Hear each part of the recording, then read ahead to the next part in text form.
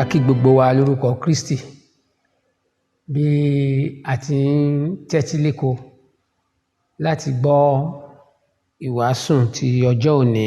Ẹ jẹ́ kí a gbàdúrà. Ọlọ́run Bàbá, Ọlọ́run Ọmọ, Ọlọ́run Ẹ̀mí Mímọ́, ṣe la dá gbogbo ògo padà sọ́dọ̀ yín torí pé ẹ̀yin ni Ọlọ́run. Dúpẹ́ fún àǹfààní iyebíye tí ẹ ti fún wa lọ́jọ́ tòní láti gbọ́ ọ̀rọ̀ yín èyí tí ń ṣe yìí, tí ń ṣe ti ìṣẹ́gun àti ti àlàáfíà. A gbàládùra pé kẹ́ ṣí wa létí inú, kẹ́ fi òye ọ̀rọ̀ yín yé wa, kẹ́ sì ti pàṣẹ rẹ̀ ká di alábùkún fún lórúkọ Jésù Kristi Olúwa wa. Àmín. Ìṣẹ̀lẹ̀ ńlá ti ọjọ́ Pẹ́ńtíkọ́stì. Ìṣẹ̀lẹ̀ ńlá ti ọjọ́ Pẹ́ńtíkọ́stì. Mo kà fún wa láti inú Iṣẹ́ Àpọ́stélì orí ìkejì. Mo ka ẹsẹ̀ ìkejìlá. A sì ṣe gbogbo wọn, ó sì rú wọn lójú.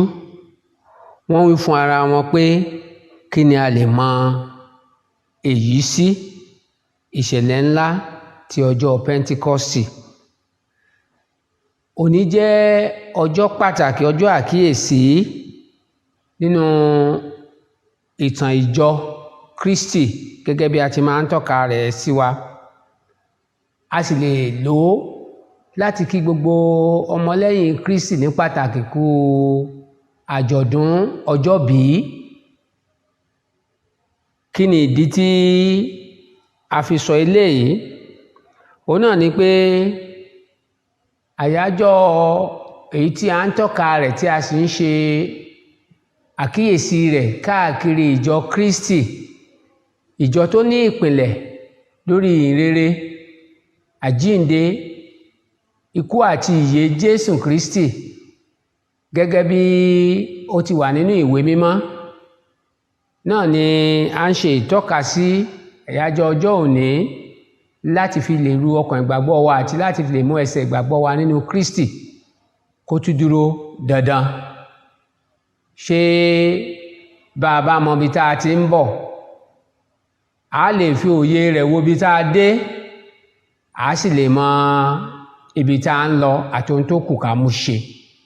Òun náà ni pàtàkì àkíyèsí ọjọ́ òní jẹ́ fún àwọn tí wọ́n mọ̀ ọ́n, tí wọ́n sì ń ṣe bẹ́ẹ̀ gẹ́gẹ́.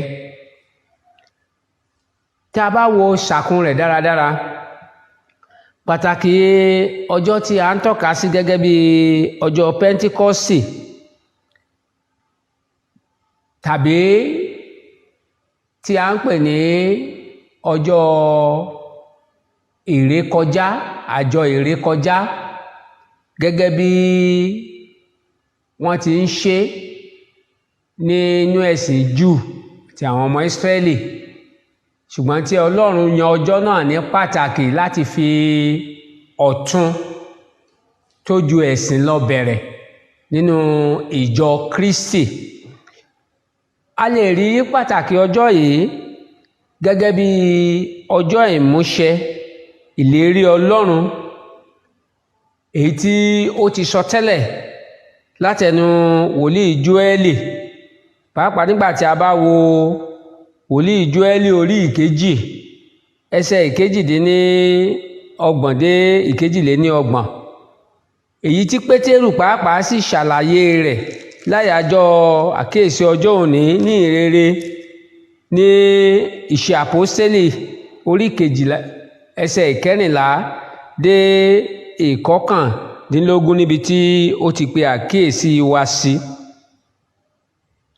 Ó ní kí n rọra fi tó wa létí. Ó ní ṣùgbọ́n èyí ni ọ̀rọ̀ tí a ti sọ láti ẹnu wòlíì Jóẹ́lì wá pé, mo ka ẹsẹ̀ ìkẹrìndínlógún yẹn. Ọlọ́run wípé yóò sì ṣe ní ìkẹyìn ọjọ́, èmi ó tú nínú ẹ̀mí mi jáde sára ènìyàn gbogbo, àti àwọn ọmọ yín ọkùnrin àti àwọn ọmọ yín obìnrin yóò máa sọ tẹ́lẹ̀, àwọn ọ̀dọ́mọkùnrin yóò máa sì máa ríran, àwọn arúgbó yín yóò sì máa láàlá. Ẹsẹ̀ ìkọkàndínlógún tó ṣe pàtàkì. Èmi ó sì fi iṣẹ́ ìyanu hàn lókè ní ọ̀run àti àmì ní ìsàlẹ̀ orí, ẹ̀jẹ̀ àti iná àti rírú èéfín. A ó sọ oòrùn di òkùnkùn àti òṣùpá di ẹ̀jẹ̀, kí ọjọ́ náà ńlá àfiyèsí Olúwa kí ó tó dé. Pétérù wá sọ, ó ní yóò sì ṣe ẹnikẹ́ni tí ó bá orúkọ Olúwa a ó gbàlà. A lè rí èyí tó ṣẹlẹ̀ láyàjọ́ ọjọ́ òní bí ẹ̀kúnrẹ́rẹ́ àlàyé ẹ̀ ṣe wà nínú Ìṣe Àpọ́sítélì orí ìkejì nígbà tí a bá bẹ̀rẹ̀ sí kà láti ẹsẹ̀ kejì síwájú. Ó ní lójijì ìró sì ti ọ̀run wá gẹ́gẹ́ bí ìró ẹ̀fúùfù líle, ó sì kún gbogbo ilé níbi tí wọ́n gbé jókòó. Ẹ̀là níbi tí iná sì yọ sí wọn, ó pín ara rẹ̀, ó sì bà lé olúkúlùkù wọn. Gbogbo wọn sì kún fún ẹ̀mí mímọ́, wọ́n sì bẹ̀rẹ̀ sí fi èdè mìíràn sọ̀rọ̀ gẹ́gẹ́ bí ẹ̀mí ti fi fún wọn ní ohùn.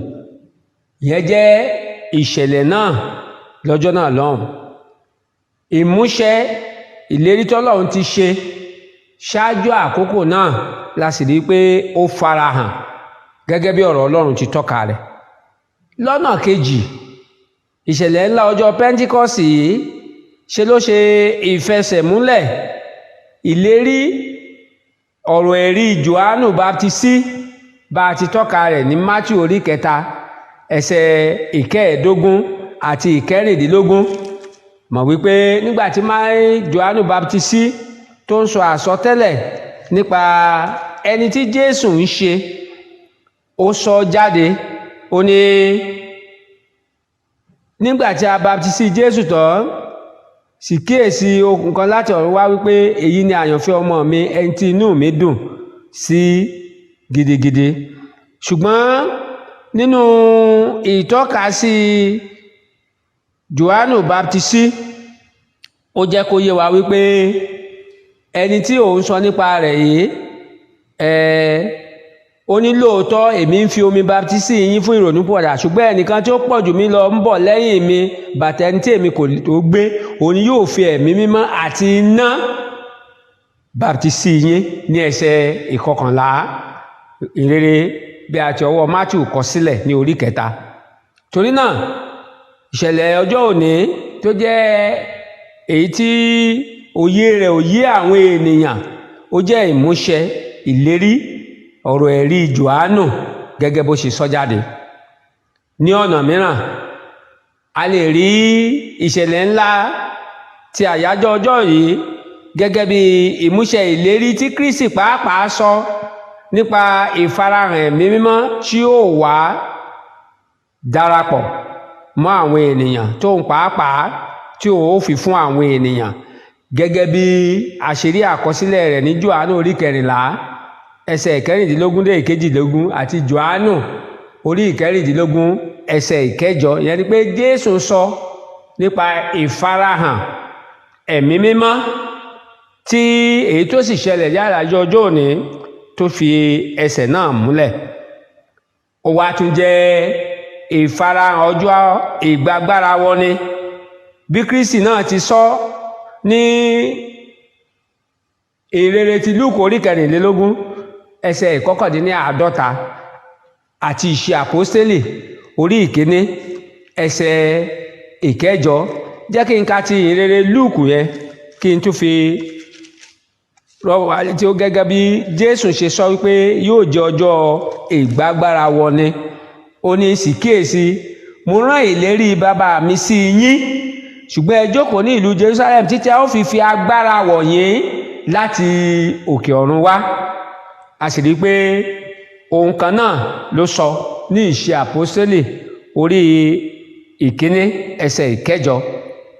Ìrírí ọjọ́ Pẹ́ńtíkọ́ọ̀sì yìí ó jẹ́ kàyéfì àti ohun ìjìnlẹ̀ bí a ṣe tọ́ka sí, bí a sì ṣe tò lẹ́sẹẹsẹ ìṣẹ̀lẹ̀ rẹ̀ ní Ìṣe orí 2 ẹsẹ̀ 5 dé 8 àti ẹsẹ̀ 12 fún ìtọ́kasí. Ọ̀rọ̀ orin wa nínú ìwé orin mímọ́, ó ní orin 326, ó ní ọ̀nà àrà lọ́lọ́run wa ń gbà ṣiṣẹ́ rẹ̀ láyé, ó ní arípasẹ̀ rẹ̀ lórí òkun ológun ìgbìnlẹ̀ṣin. Ara ọ̀nà àrà, ara iṣẹ́ rẹ̀ tá a sọ wípé ó lè má tiẹ̀ yé wa bó ṣe ń ṣe, ṣùgbọ́n ó ń ṣe, òun náà ni ìṣẹ̀lẹ̀ ọjọ́ òní ló tọ́ka sí. Pàtàkì rẹ̀ ó ju ìtàn tó rọ̀ mọ́ lọ. Ó dá lórí ìbẹ̀rẹ̀ ìjọ Kristi yàtọ̀ sí ìpéjọpọ̀ fún ẹ̀sìn lásán bí àwọn ará Júù tí ń péjọpọ̀ fún àjọ̀dún ìrékọjá tí ọjọ́ náà tó dúró fún. Ìṣẹ̀lẹ̀ yìí ló mú kí ìjọ Kristi bẹ̀rẹ̀ tó sì fẹsẹ̀ múlẹ̀, èyí tá a lè pè ní ìmúṣẹ àsọtẹ́lẹ̀ gẹ́gẹ́ bí a ti tọ́ka rẹ̀. Ọlọ́run sọ jáde wípé àwọn ènìyàn wọ́n ṣe kí ni o, wọ́n ó wá síbi ìgbàlà. Nígbà tí a bá wo Jóẹ́lì orí ìkejì yẹn, tí a wo ẹsẹ̀ 40 àti 41, a ó rí pé bẹ́ẹ̀ gẹ́gẹ́ ló ṣe wá sí ìmúṣẹ ní àyájọ́ ọjọ́ Pẹ́ńtíkọ́sì. Ọlọ́run jẹ́ kí ó di fífihàn wípé ogunlọ́gọ̀ àwọn ènìyàn tí wọ́n gbọ́ ìhìnrere bí Pétérù ṣe ń yànnà náà tó ń ṣàlàyé, ni wọ́n ṣe kí ni o, ni wọ́n yọ̀ǹda ayé wọn fún Kristi.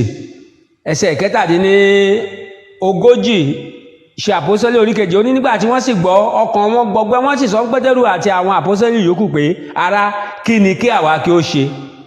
Pétérù sì wí fún wọn pé, ẹ ronúpìwàdà kí a sì baptisi olúkúlùkù yín ní orúkọ Jésù Kristi fún ìdáríjì ẹ̀ṣẹ̀, ẹ̀yin ó sì gba ẹ̀bùn ẹ̀mí mímọ́. Ẹsẹ̀ 40 wá ní, àti ọ̀rọ̀ púpọ̀ mìíràn ni ó fi ń jẹ́rìí tí ó sì fi ń gbà wọ́n níyànjú wípé ẹ gba ara yín là lọ́wọ́ ìran àrékérekè yìí. Nítorí náà àwọn tí ó sì fi ayọ̀ gbà ọ̀rọ̀ rẹ̀ a baptisi wọn ní ọjọ́ náà, a sì ka ìwọ̀n 15 ọkàn kún wọn. Ẹ̀kẹ́ hallelujah. Èyí tí a gbàgbọ́ wípé ó jẹ́ ìbẹ̀rẹ̀ ìjọ ti Kristi àti àyájọ́ tí a lè tọ́ka sí gẹ́gẹ́ bí ọjọ́ ìbẹ̀rẹ̀, ọjọ́ bí ìjọ Kristi. Ìjọ bẹ̀rẹ̀ pẹ̀lú ìfẹsẹ̀múlẹ̀ nínú agbára ìṣọ̀kan ẹ̀mí, bí a ti rí ní Iṣẹ́ Àpọ́sítélì orí kejì yẹn ẹsẹ̀ 1. Ìṣọ̀kan ni wọ́n wà tí ẹ̀mí fi bà lé wọn.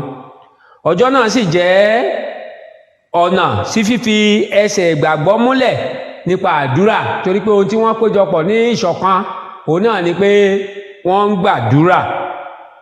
A sì rí ìfarahàn ẹ̀mí mímọ́ àti fífi ẹ̀bùn ẹ̀mí mímọ́ tó ń fi ẹsẹ̀ ìjọ múlẹ̀ láti fi fúnni. Paul àpọ́sítélì ṣàlàyé èyí ní ẹ̀kúnrẹ́rẹ́ ní Éfésù orí 4 ẹsẹ̀ 9-14. A sì mọ̀ dájú wípé fún àwa náà láti jẹ́ alábàápín nínú ìṣẹ̀lẹ̀ ńlá yìí, òun náà ni wípé a ní láti ṣetán láti gbé ìgbésẹ̀ gẹ́gẹ́ bí Pétérù ṣe pe àkíyèsí àwọn ènìyàn yẹn sí lọ́jọ́ yẹn náà. Ó jẹ́ kó yé wọn wípé ohun tí wọ́n nílò tó sì ṣe pàtàkì, òun náà ni ìrònúpìwàdà kúrò nínú ẹ̀ṣẹ̀ wọn, láti fi ẹ̀kúnrẹ́rẹ́ agbára yìí wọ gbogbo àwọn tí wọ́n sì ti ronúpìwàdà. A rí pé ìṣọ̀kan ẹ̀mí pẹ̀lú Kristi èyí ṣe pàtàkì, ìyẹn ni pé ìyọ̀ǹda ara ẹni fún Kristi pátápátá. A sì rí pé ní ṣíṣe bẹ́ẹ̀ agbára ẹ̀mí á sọ̀kalẹ̀ gẹ́gẹ́ bó ṣe ṣe fún àwọn ará ìṣáájú. Ìbéèrè mi náà ni wípé, ǹjẹ́ ìwọ pàápàá ń pòǹgbẹ kí agbára àti ẹ̀bùn ẹ̀mí mímọ́ kó ṣiṣẹ́ nínú ayé rẹ? Mo fẹ́ kó ronú jinlẹ̀.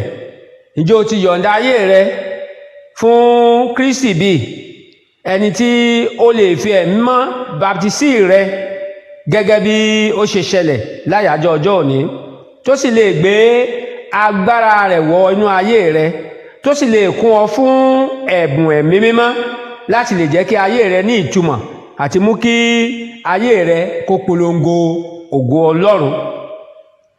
Jésù Kristi ó ti ṣèlérí, ìlérí náà sì wà fún ẹnì kọ̀ọ̀kan.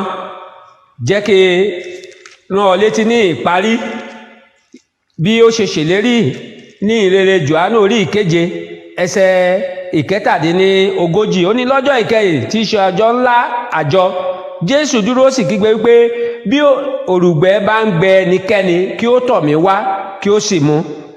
Ẹnikẹ́ni tí ó bá gbà mí gbọ́, gẹ́gẹ́ bí ìwé mímọ́ ti wí, láti inú rẹ̀ ni omi ìyè yóò ti máa sàn jáde wá, èyí tí ń ṣe ẹ̀mí mímọ́.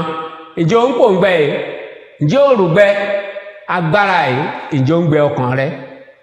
tó bá rí bẹ́ẹ̀, tẹríba kó gbàdúrà, kó kàn sọ fún Ọlọ́run ohun tó fi ara rẹ̀ hàn nírú àyájọ́ ọjọ́ òní, ohun tó fi ẹ̀bùn rẹ̀ fún ìjọ rẹ̀ nírú àyájọ́ ọjọ́ òní, ó sì wà níbẹ̀.